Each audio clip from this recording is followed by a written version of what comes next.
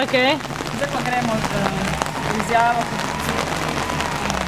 Da snemam. Ja, danes se sodi zaradi slovenske zastave, ki je vznemirljiva in moteča za vaščane Radovice.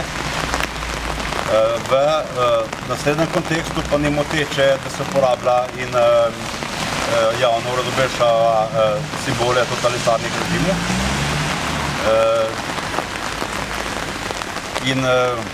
Zaslišanje prič. Ja, zaslišanje prič so povedali svoje, da je moteče. To so vaše priče. To so priče, prijavitelji v bistvu, prijavitelji in priče, ki so želeli ostati anonimne, vendar na podlagi tega, ker je prišlo do procesa, so doživeli šok. Prijavitelji so hoteli ostati anonimni seveda, ker delujejo pač po tajnosti, vendar pa In kdo so prijavitelji, ki smo vprašali? prijavitelji so vaščani oziroma predstavniki krajevne skupnosti Radovica. Danes pričajo. Ja. Sodnica je po vašem mnenju korektna? Ja, posodica je dosta objektivna. Kaj pa tožilstvo?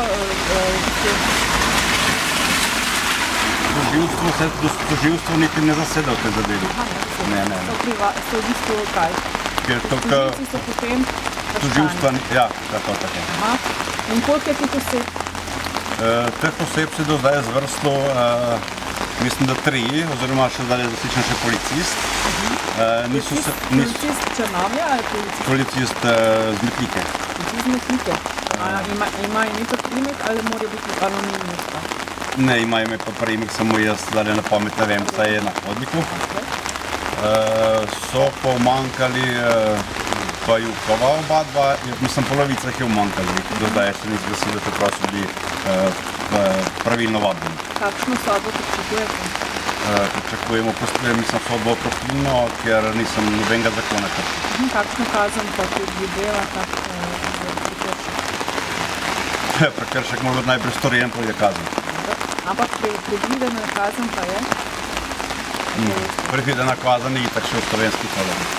Sploh zakon ne predvideva kaznovanja v evru. Se pravi po zakonu SFRJ?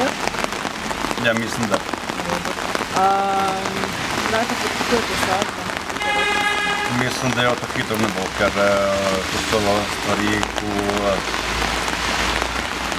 jih sodišča, mislim, da z rezervo razsoja. Ker če bi povedali to zastavo, kršijo mednarodno pravo. Če bi obsojeni, potem resno naprej na mednarodno. Če kršijo mednarodno pravo, potem je Strasbourg za človekove pravice, ker mi je odvzeta intelektualna svoboda in pravica svojega izražanja oziroma politične funkcije. Hvala lepa.